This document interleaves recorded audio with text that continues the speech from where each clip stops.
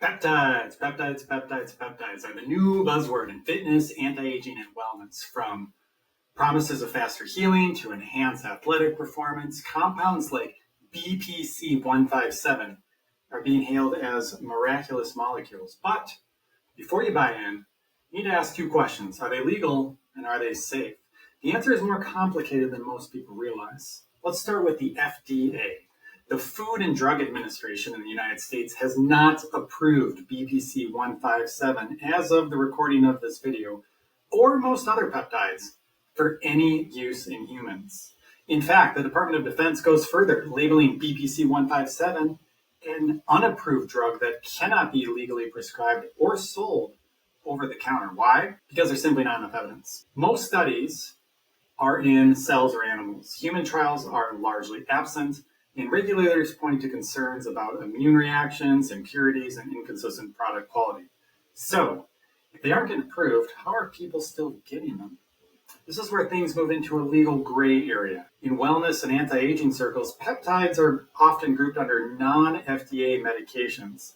That label can be misleading. Some peptides, like insulin or GLP-1, such as semaglutide, are FDA approved and widely prescribed. But wellness peptides, like BPC-157, Thymosin Beta-4, or CJC-1295 blends, are not FDA approved for any human use. Many are made in compounding pharmacies or even research labs and sold with minimal oversight. Another loophole you'll hear about is the research chemical label. Online sellers market these compounds as not for human consumption while knowing full well that people use them anyway. Some doctors try to source them from compounding pharmacies, but this runs into federal restrictions. The FDA places BPC-157 in Category 2 in its bulks list, citing safety concerns. That means traditional compounding pharmacies cannot legally prepare it for patients. Outsourcing facilities, known as 503B facilities, can only compound from ingredients on an approved list or on the FDA's shortages list. BPC-157 is on neither. What about off-label use? Here's the important distinction. Off-label prescribing applies only to drugs that are already FDA approved for at least one condition. Because BPC-157 has never been approved as of the recording of this video, there's no label to go off. Prescribing it is not off-label, it's prescribing an unapproved drug, period. Some people ask about passionate use or the right to try act.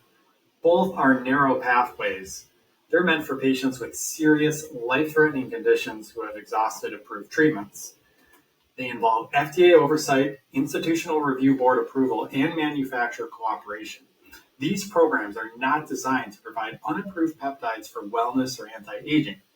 So what does this mean for professionals? Under federal law, no new drug can be introduced into interstate commerce without FDA approval. Physicians who prescribe or distribute unapproved peptides face serious risks: malpractice suits, state board discipline, FDA enforcement, and worst of all, criminal charges. For patients, the risks are just as real. When you inject an unapproved peptide, there are no guarantees about identity, purity, potency, or safety. The bottom line is this: while the buzz around peptides is loud, the legal reality is firm.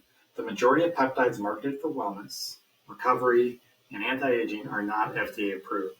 Using or prescribing them carries significant risks, legal, professional, and medical, for both the providers and the patients. The safest path is to recognize the science and regulatory approval just aren't there yet.